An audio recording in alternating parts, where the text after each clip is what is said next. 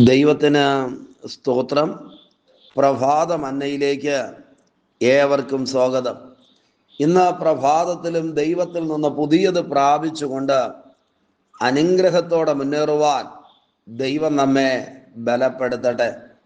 80-ാം സങ്കീർത്തനം 14-ാം വാക്യം വായിക്കുന്നു. സങ്കീർത്തനങ്ങൾ 80-14.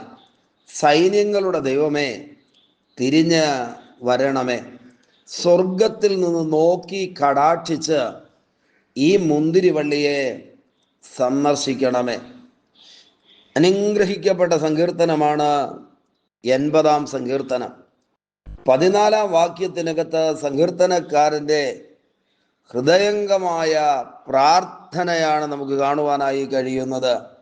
സങ്കീർത്തനക്കാരൻ്റെ പ്രാർത്ഥന ഇതാണ്: ദൈവമേ, തിരിഞ്ഞു വരണമേ. എന്ന് പറഞ്ഞാൽ ഈ ദിവസങ്ങളിൽ അല്ലെങ്കിൽ ഇപ്പോൾ ദൈവം അഭിമുഖമല്ലാതിരിക്കുന്ന, ദൈവം പുറം തിരിഞ്ഞു കളഞ്ഞ അനുഭവങ്ങളിലൂടെയാണ് ഈ മുന്തിരിവള്ളി കടന്നു പോകുന്നത്. ഏതാ ഈ മുന്തിരിവള്ളി? 80-ാം സങ്കീർത്തനത്തിനകത്ത് എഴുതിയിരിക്കുന്ന മുന്തിരിവള്ളി മിസ്രയീമിൽ നിന്ന് ഒരു മുന്തിരിവള്ളി കൊണ്ടുവന്നു. ജാതികളെ നീക്കിക്കളഞ്ഞ് അതിനെ നട്ടു എന്ന് 8-ാം വാക്യത്തിനകത്ത് എഴുതിയിരിക്കുന്നു. പ്രിയരെ, മിസ്രയീമിൽ നിന്ന് കൊണ്ടുവന്ന ജാതികളെ നീക്കിക്കളഞ്ഞ് നട്ട മുന്തിരിവള്ളി ദൈവത്തിൻ്റെ ജനമായ ഇസ്രായേൽ ജനമാണ്. എന്നാൽ കാലത്തിൻ്റെ പോക്കിൽ ആസാഫിൻ്റെ സമയമായപ്പോൾ ആസാഫ് പറയുകയാണ്, ദൈവമേ, ഒന്ന് തിരിഞ്ഞു വരണം. എന്ന് പറഞ്ഞാൽ ദൈവം തൻ്റെ ജനത്തിന് അഭിമുഖമായി തീരണമെന്ന് ഹൃദയവാഞ്ഛയോടെ ആസാഫ് ദൈവത്തോട് പ്രാർത്ഥിക്കുകയാണ്. പ്രിയരെ, ദൈവം നമുക്ക് പുറം തിരിഞ്ഞു കളഞ്ഞാൽ സകലവിധമായ പ്രതിസന്ധികളും ഒരുമിച്ച് തലപൊക്കുവാനായി തുടങ്ങും. എപ്പോഴാ ദൈവം ഒരു മനുഷ്യനെതിരെ, ദൈവം ഒരു കുടുംബത്തിനെതിരെ, ഒരു ദേശത്തിന് നേരെ പുറം തിരിയുന്നത്?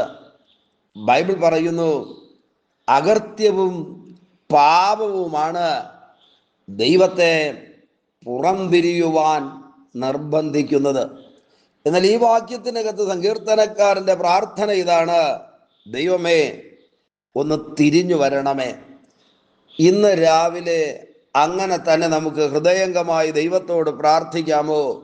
ദൈവമേ, ഞങ്ങളിലേക്ക്, ഞങ്ങളുടെ പ്രാർത്ഥന കേൾക്കേണ്ടതിന്, ഞങ്ങളുടെ അവസ്ഥകൾ കണ്ടറിയേണ്ടതിന് നീ ഞങ്ങളെ ഉപേക്ഷിക്കാതെ ഞങ്ങളിലേക്ക് തിരിഞ്ഞു വരണമേ.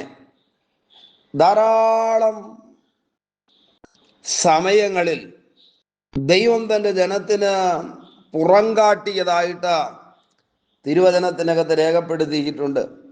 അവിടെയെല്ലാം ദൈവജനം പരാജയപ്പെടുവാനിടയായി തീർന്നു. എന്നാൽ അനുതാപത്തോടെ എപ്പോഴാണോ അവർ ദൈവത്തിങ്കലേക്ക് മടങ്ങി വന്നത്, എന്നേക്കുമായി തള്ളിക്കളയാതെ ദൈവം അവർക്ക് അഭിമുഖമായി വന്നതായിട്ട്, അല്ലെങ്കിൽ ദൈവം അവർക്ക് മുഖം കാട്ടിയതായിട്ട് തിരുവചനത്തിനകത്ത് രേഖപ്പെടുത്തിയിരിക്കുന്നു. ഈ പ്രഭാതത്തിൽ പ്രതിസന്ധികളിലൂടെ കടന്നു പോകുന്നവരുണ്ടെങ്കിൽ, ദൈവം പ്രാർത്ഥന കേൾക്കുന്നില്ല എന്ന് തോന്നുന്ന അനുഭവങ്ങളിലൂടെ ആരെങ്കിലും കടന്നു പോകുന്നെങ്കിൽ, ഈ നല്ല രാവിലെ ദൈവം നമ്മളിലേക്ക് തിരിയുന്ന അനുഗ്രഹിക്കപ്പെട്ട മിനിറ്റുകളായി തീരട്ടെ. അങ്ങനെ എഴുതിയിരിക്കുന്നത്, തിരിഞ്ഞു വരണമേ. രണ്ടാമത്തെ കാര്യം പറയുന്നു, സ്വർഗത്തിൽ നിന്ന് നോക്കി കടാക്ഷിക്കണമെന്ന്. പ്രിയരെ, നമ്മുടെ ദൈവം കാണാതെ കടന്നു പോകുന്നവനല്ല. നമ്മുടെ ദൈവം കടാക്ഷിക്കുന്ന ദൈവമാണ്. എത്രയെത്ര സന്ദർഭങ്ങൾ, തിരുവചനത്തിലെ അനുഭവങ്ങൾ ഇതിനോട് ചേർത്ത് പറയുവാനുണ്ട്. നമുക്കറിയാം, യെരിഹോവിന്റെ തെരുവീതിലിരുന്ന ഭിക്ഷക്കാരന്റെ നിലവിളി കേട്ടിട്ട് അവനെ വിളിപ്പീൻ എന്ന് പറഞ്ഞ് തിരിഞ്ഞു നിന്ന കർത്താവ് നിശ്ചയമായിട്ടും ഹൃദയം പൊട്ടിക്കരയുന്ന ഏതെങ്കിലുമൊക്കെ വിഷയത്തിന്റെ മുൻപിൽ ആരെങ്കിലും ഇന്ന് പ്രഭാതത്തിൽ ഈ സന്ദേശം കേട്ടുകൊണ്ടിരിക്കുന്നെങ്കിൽ ഞാൻ ഉറപ്പോടെ പറയാം, ദൈവം ചിലത് കാണത്തക്ക നിലയിൽ കടാക്ഷിക്കുന്ന നാളുകളായി തീരട്ടെ ഈ ദിവസങ്ങൾ. അല്ല, ഈ പ്രഭാതം ദൈവം ചിലരെ കാണേണ്ടുന്നത് പോലെ കാണുന്ന അനുഗ്രഹത്തിന്റെ ദിവസങ്ങളായി തീരട്ടെ. അവസാനത്തെ പദം എഴുതിയിരിക്കുന്നത് ഈ മുന്തിരിവള്ളിയെ സന്ദർശിക്കണം. നമുക്കറിയാം, ദൈവിക സന്ദർശനങ്ങൾ അത്ഭുതമാണ്. ദൈവിക സന്ദർശനങ്ങൾക്ക് അനന്തരമുണ്ടായ ഫലങ്ങൾ വർണ്ണനാതീതമാണ്. അങ്ങനെയാണെങ്കിൽ ദൈവിക സന്ദർശനങ്ങൾ നടന്നാൽ ഭക്തന്റെ പ്രാർത്ഥന ഇതാണ്: ദൈവം ഈ മുന്തിരിവള്ളിയെ സന്ദർശിക്കണം. ശൗൽ പൗലോസായി മാറുവാനുള്ള കാരണം ഒരു ദൈവിക സന്ദർശനമായിരുന്നു. അങ്ങനെയാണെങ്കിൽ പ്രിയരെ, ഒരുപാട് വേദനകളോടെ, ഒരുപാട് ദുഃഖങ്ങളോടും സങ്കടങ്ങളോടും ആകുലതകളോടും ഈ രാവിലെ നിങ്ങൾ ഈ സന്ദേശം കേൾക്കുന്നെങ്കിൽ പരിശുദ്ധാത്മാവിൽ ഞാൻ പറയാം, ദൈവം ചിലരെയൊക്കെ സന്ദർശിക്കുന്ന നാളുകളാണിത്. ബൈബിൾ അങ്ങനെയാ എഴുതിയിരിക്കുന്നത്: ദൈവം സന്ദർശിച്ചാൽ ആ ദേശത്തിന്റെ സ്ഥിതി മാറും. ദൈവം സന്ദർശിച്ചാൽ വ്യക്തികളുടെയും കുടുംബങ്ങളുടെയും സ്ഥിതികൾ മാറും.